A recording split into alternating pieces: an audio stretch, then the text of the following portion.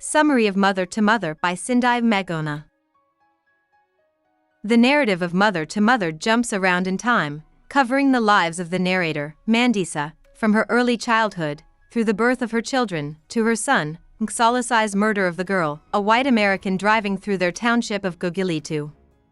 The girl, Mandisa, and Mxalisai talk about what they did on the day of the murder and the morning after. There are also parts of the book where Mandisa talks to the mother of the girl. She asks rhetorical questions about the girl's life and parenting, expresses her sadness over the girl's death, and tries to explain Mxalisai's actions without trying to excuse them. In terms of time, the book starts with Mandisa's youth. The South African government made her and her brother Kaya move from Bluvlei to Gogilitu. They had grown up there.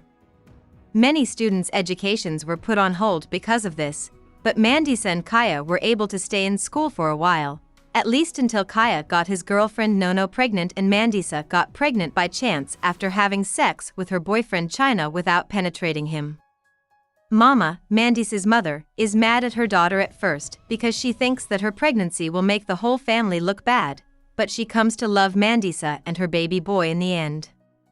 China is no longer interested in Mandisa emotionally, but Mandisa's parents make her marry him anyway.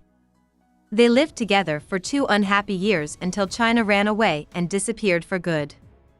Mandisa then moves into her own hockey and does her best to raise Mxalisai. She has another child, Lunga, with a man named Lunjile, and then marries a man named Dwadwa. Sindiwe, her only daughter, is born to them. Mandisa talks about how Mxalisai grew up. After seeing 2 older boys, Zotsi and Nzamo, die, he stops talking for a few years. He was a chatty boy who was ahead of his age.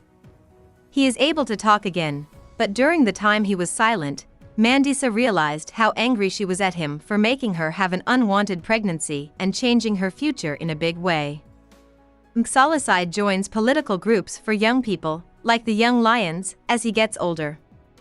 This group is getting more and more aggressive and radicalized.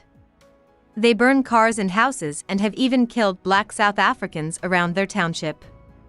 On the day of the tragedy, the girl is taking some of her black South African friends home from college when Mxalisai and others see her in her car. A group of guys chase her out of the car, but it is Mxalisai who stabs her to death. Mandisa finds out about this later. The first night after the murder, she was worried and wondered if her son, who hadn't come home yet, had something to do with it. When the cops go to Mandisa's house late at night, it adds to her doubts. Reverend Manana comes by in the morning and tells Mandisa how to see her son, but he is not very clear.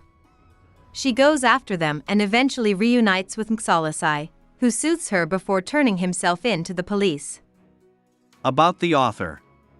Sindiwe Magona was born in the town of Umtata in the eastern part of South Africa.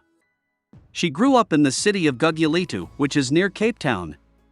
She went to elementary school in Gogilitu, but for high school she took a course by mail. Then, she went to the University of South Africa and got her bachelor's degree. In 1981, she moved to New York to get her master's degree in social work. She did housework and taught school in the time between. Magona worked for the United Nations after getting her master's degree, first in radio and then in the Public Information Department, until she retired in 2003 and moved back to Cape Town, where she was born. Magona wrote her whole life. In her younger years, she wrote personal prose, short stories, and books. After she retired, she started to write for children. Hope we summarized it fully and you liked it.